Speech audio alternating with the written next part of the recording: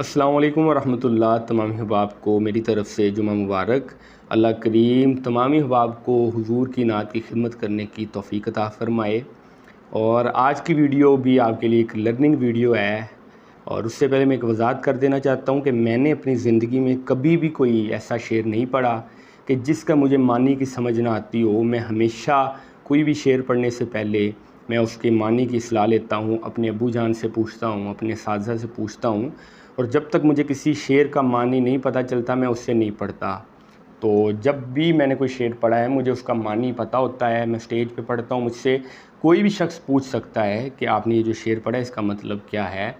तो ये नहीं, अभी बचपन में भी जब मेरी छोटी उम्र थी, जब मैं मुकाबलों में हिस्सा लेता था 13-14 साल की उम्र में, और यकीन करें उस वक्त जितने भी पार्टिसिपेंट्स होते थे उन सब में से मैं वाहिद होता था कि जिसे अपनी नात का मतलब पता होता था। उसकी वजह ये कि मैं एक शायर का बेटा हूँ और इल्म और अदब के साथ भी मेरा बड़ा गहरा ताल्लुक़ है।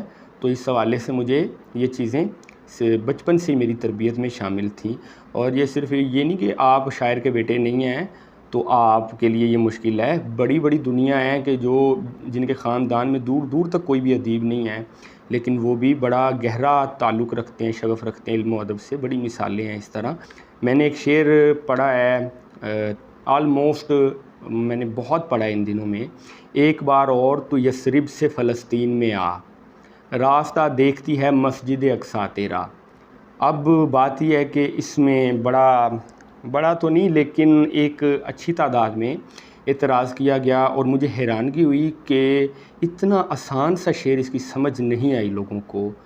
और लोगों की बात तो चलें क्या करना, जब लोगों की खाली तनकीद होती है तो लोगों की तनकीद का मैं कभी भी जवाब नहीं देता। लेकिन अच्छे भले नात ख़ां, बड़े पाए के नात ख़ां, उन्होंने भी क्या किया कि इस शेर को तब्दील करके पढ़ा। यानी उनको भी समझ नहीं लगी इस शेर की। एक बार और तो यसरिब की जगह उन्होंने तैबा लगा दिया कि पता नहीं मदीना लगा दिया। तो बात यह है कि ये अहमद नदीम कासमी रहमतुल्लाह ताला अलैह का शेर है और इसमें तैबा की जगह भी मौजूद है। एक बार और तो तैबा से वज़न में कोई फ़र्क नहीं आता। लेकिन इसके बावजूद कासमी साहब ने यहाँ पे यसरिब क्यों लिखा, उसकी वजह क्या है। यहाँ पे यसरिब ही आएगा, यहाँ पे और कोई लफ्ज़ नहीं आएगा। बामानी यहाँ पे इस्तेमाल हुआ है यसरिब में, वो भी आगे जाके वजाहत कर देता हूँ कि किस तरह आया। कोई मुश्किल है नहीं इसमें। लेकिन मैं हैरान हूँ कि नात ख़ानों ने भी, और बड़े पाए के नात ख़ानों ने भी बग़ैर इस शेर को समझे उन्होंने इस शेर को तब्दील करके पढ़ा है। तो पहले मैं वजाहत कर देता हूँ कि इस शेर का मानी क्या है। एक बार और तो यसरिब से, जो शायर ने लिखा है वो यही है। एक बार और तो यसरिब से फ़लस्तीन में आ, रास्ता देखती है मस्जिद अक्सा तेरा। अब इसमें यसरिब से फ़लस्तीन में आ, इसका ये मतलब नहीं है कि फ्रॉम यसरिब टू फ़लस्तीन। इसमें यानी स्टार्ट पॉइंट और एंड पॉइंट की बात नहीं हो रही कि यहाँ से शुरू सफ़र और यहाँ पे ख़त्म, ठीक है। और दूसरी बात ये कि ये शायर लोग जानते हैं कि कासमी साहब को ये बात करने की ज़रूरत नहीं थी कि एक बार और तू इस जगह से फ़लस्तीन में आए। वो इस तरह भी कह सकते थे, एक बार और तू कोई और लफ्ज़ लगा के और मिसरा पूरा करके एक बार और तू फ़लस्तीन में आ, वो इस तरह करके कर सकते थे। लेकिन उन्होंने यसरिब से फ़लस्तीन का क्यों ज़िक्र किया कि जी यहीं से आए। पहली बात है कि नबी पाक सल्लल्लाहु अलैहि वसल्लम जब पहले आए थे तो वो तो मक्का से आए थे। सुबहान अल्लाज़ी यसरा बिअब्दिही लैलन मिनल मस्जिदिल हराम, मस्जिद हराम से वो गए थे। मस्जिद हराम कहाँ है? मक्का में है। इलल मस्जिदिल अक्सा, मस्जिद अक्सा की तरफ। यहाँ पे फ्रॉम और टुवर्ड्स इसकी बात हो रही है कि मस्जिद हराम से मस्जिद अक्सा की तरफ नबी पाक सल्लल्लाहु अलैहि वसल्लम गए थे, यानी मक्का से फ़लस्तीन गए थे। तो एक बार और तू यसरिब से फ़लस्तीन में आ, शायर को ये क्या ज़रूरत पड़ गई कि एक बार और आ और यसरिब से आ, ठीक है। वो तो ज़ाहिर बात है नबी पाक सल्लल्लाहु अलैहि वसल्लम इस वक्त जहाँ पे हैं वो जगह मदीना है, ना तो वो मक्का है, ना तो वो जगह यसरिब है। इस वक्त नबी पाक सल्लल्लाहु अलैहि वसल्लम जहाँ पे आराम फरमा रहे हैं उस जगह का नाम मदीना है, ठीक है। और मदीना तो नबी है उसका नाम। तो इस वक्त तो नबी पाक सल्लल्लाहु अलैहि वसल्लम ने मदीना से ही आना है। तो इस वजह से उन्होंने कहा जी इस शेर में मदीना का लफ्ज़ इस्तेमाल होना चाहिए। लेकिन वो बिल्कुल मानी नहीं। फिर तो उन्हें ये कहने की ज़रूरत ही नहीं कि मदीना से फ़लस्तीन में आ, उन्हें तो यही कहने से बात मुकम्मल हो जाती है कि एक बार और तो फ़लस्तीन में आ। यसरिब कहने की ज़रूरत क्यों पेश आई? यहाँ पे यसरिब को तशबीहन इस्तेमाल किया गया, यसरिब से फ़लस्तीन, यानी यसरिब जैसे फ़लस्तीन में। हाँ, यानी जैसे हम कहते हैं ना कि यार चांद सा चेहरा यानी चांद जैसा चेहरा, ठीक है। हिरन सी आँखें यानी हिरन जैसी आँखें। और कहते हैं तुझसे, आला हज़रत का शेर ना, तुझसे कुत्ते हज़ार फिरते हैं यानी तेरे जैसे, तुझसे यानी तेरे जैसे कुत्ते, ठीक है। तो इसी तरह ये जो शेर है यसरिब से फ़लस्तीन, इसका माना है यसरिब जैसे फ़लस्तीन में आ, यानी आज जो फ़लस्तीन है तो तंग दस्ती का आलम है, जहाँ पे बस कोई अल्लाह का वली आए, कोई ऐसा मर्द मुजाहिद आए जो इनके लिए मसीहा साबित हो। तो इस वक्त जो फ़लस्तीन की हालत है उससे मसीहा की ज़रूरत है, जिस तरह उस वक्त के यसरिब को एक मसीहा की ज़रूरत थी। और नबी पाक सल्लल्लाहु अलैहि वसल्लम को अल्लाह पाक ने हुक्म दिया कि आप हिजरत फरमाएं। तो नबी पाक सल्लल्लाहु अलैहि वसल्लम ने हिजरत फरमाई। तो नबी पाक सल्लल्लाहु अलैहि वसल्लम के कदमैन शरीफैन की बरकत से वो जो यसरिब था उसकी सारी तंगदस्ती दूर हुई और वो यसरिब मदीना बन गया। तो आज का जो फ़लस्तीन है यहाँ पे मिसाल दी जा रही है यसरिब से फ़लस्तीन, यानी यसरिब जैसे। इस वक्त के मदीना को यसरिब ना कहा गया है, ना कोई कह सकता है, और उससे मना भी किया गया है। आज का मदीना नहीं, यानी उस वक्त का, यानी या रसूलल्लाह आप जिस तरह यसरिब में गए थे और यसरिब को आपने मदीना कर दिया, या रसूलल्लाह एक बार और तो यसरिब से फ़लस्तीन में, यानी या रसूलल्लाह पहले भी फ़लस्तीन में आए थे, लेकिन अब ये जो फ़लस्तीन है ये यसरिब जैसा फ़लस्तीन है। तो या रसूलल्लाह आप यसरिब से फ़लस्तीन में आएँ, यानी यसरिब जैसे फ़लस्तीन में, वो फ़लस्तीन जो इस वक्त यसरिब जैसा हो चुका है, या रसूलल्लाह यहाँ पे भी आएँ, ठीक है। रास्ता देखती है मस्जिद अक्सा तेरा, या रसूलल्लाह आपका रास्ता मस्जिद अक्सा देखती है। और एक किसी तरह शेर है, शाह मदीना यसरिब के वाली, सारे नबी तेरे दर के सवाली। अब इस पे भी काफ़ी लोगों ने इतराज़ किया है। तो बात यह है कि जो किसी की फ़नी महारत होती है उससे उसका जवाब लिया करें, ना कि किसी और से। अब शायर जब लिखते हैं तो शायरों को उस शायरी का मतलब ज़्यादा बेहतर पता होता है, और शायरों को बेहतर पता चल रहा होता है, ठीक है। अब यसरिब के वाली यहाँ पे क्यों कहा गया, और पहले शाह मदीना और बाद में यसरिब, ये क्या अजीब बात है जी।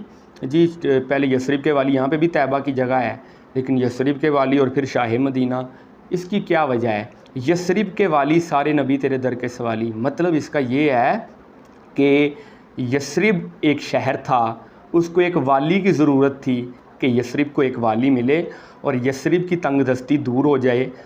तो यसरिब के वाली फिर कौन बने, नबी पाक सल्लल्लाहु अलैहि वसल्लम यसरिब के वो वाली बने। यानी यसरिब का कोई वाली नहीं था, यसरिब को वाली की ज़रूरत थी, और फिर यसरिब को एक वाली मिल ही गया जिसने यसरिब को मदीना कर दिया। ये मतलब है यसरिब के वाली, यानी या रसूलल्लाह यसरिब का कोई वाली नहीं था तो आप वाली बने थे, और फिर सारे नबी तेरे दर के सवाली, शाह मदीना। नबी पाक सल्लम को शाह यसरिब नहीं कहा गया है, शाह मदीना कहा गया है। तो यानी नबी पाक सल्लम ने यसरिब की तरफ गए और यसरिब के वाली बने, यसरिब की तंग दस्ती दूर हुई, तो फिर वो मदीने के बादशाह भी बन गए।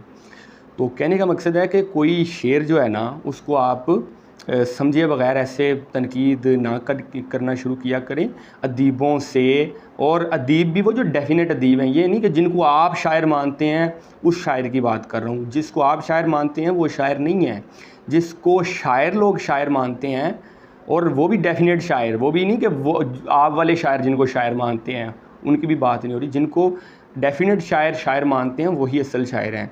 जैसे आला हज़रत ने मोहसिन काकोरवी की बड़ी तारीफ़ की, इसी तरह हफीज़ ताइब ने हाफ़िज़ नज़रुद्दीन की तारीफ़ की। ये जो लोग थे ये लेजेंड थे, ठीक है। आज के जिनको आप शायर मानते हैं उनकी बात नहीं हो रही। दूसरी बात यह है कि कुछ लोग इसमें ना ये तनकीद शुरू कर देते हैं, नहीं जी आप ये सारी ना छोड़ें, आप ये एक लफ्ज़ यसरिब पे बस गौर करें। ओ यार अक्ल मारी गई है आपकी, खाली यह लफ्ज़ यसरिब पे गौर करने क्यों बैठ जाए। नहीं जी ये नहीं होना चाहिए। जब कुरान में आ गया है यसरिब का लफ्ज़ तो फिर यहाँ पे क्यों नहीं आ सकता। कुरान में सूरह अहज़ाब में आया है यसरिब का लफ्ज़, ठीक है, या अहले यसरिब, ठीक है। तो कहने का मकसद है कि वो कुरान में जो आया वो काफिरों ने कहा था, वो काफिरों के अल्फाज के तौर पे आया है। वो काफिरों ने या अहले यसरिब कह के बुलाया था कि तुम्हारे लिए यहाँ ठहरने का मकाम नहीं, लौट चलो। तो वो काफिरों की तरफ से था।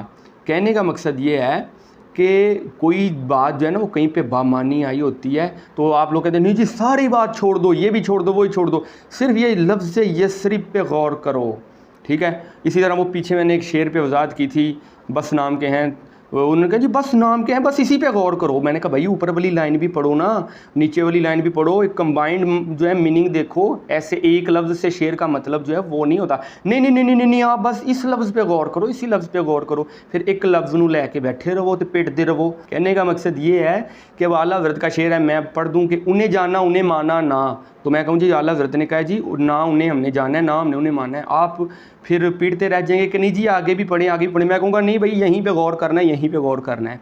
तो कहने का मकसद है कि पूरा शेर पढ़ा जाता है, उन्हें जाना उन्हें माना, ना रखा गैर से काम। ठीक है, तो जिसने कीड़े निकालने वो इसमें से भी कीड़े निकाल लेगा।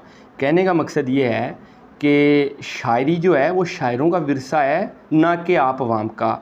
आपसे ख़िताब करने का मकसद ये है कि आपका इल्म व अदब से जब तक ताल्लुक़ नहीं बनता और आपको नहीं समझ लगती, आप लोग इस क्राइटेरिया से पीछे रहें और उन लोगों को इस मैदान में आने दें और उन लोगों को इस मैदान में अपना लोहा मनवाने दें जो वाकई इस फ़न के माहिर हैं। जहाँ पे मैं गलती पे हूँ मुझे भी समझाने वाले लोग हैं, ये बात नहीं मुझे कोई समझाने वाला नहीं, मुझे समझाने वाले लोग हैं। मैं समझता भी हूँ, रुजू भी करता हूँ, और जब भी मैंने पब्लिक के सामने कोई गलती की है पब्लिक के सामने रुजू भी किया है मैंने। ठीक है, तो गलती मैं भी कर सकता हूँ, आप भी कर सकते हैं, ऐसी कोई बात नहीं। लेकिन एक ना बहुत बड़ी गलती ये हो जाती है कि आप जिस फ़न के माहिर हैं ही नहीं, जिस फ़न के आप स्टूडेंट भी नहीं हैं, आप उस फ़न में आप तनकीद करना शुरू कर दें कि भाई जी वो फ़लाने बंदे ने शाट गलत खेली जिसकी वजह से आउट हुआ, जी इस बॉल पे शाट मारने की क्या ज़रूरत थी। भैया आपको ज़्यादा पता ही है, जो ग्राउंड में खेल रहा है उससे ज़्यादा पता है। तो उम्मीद है आप समझ जाएँ और ऐसे बेजा तनकीद करना छोड़ दें। अस्सलाम वालेकुम रहमतुल्लाह।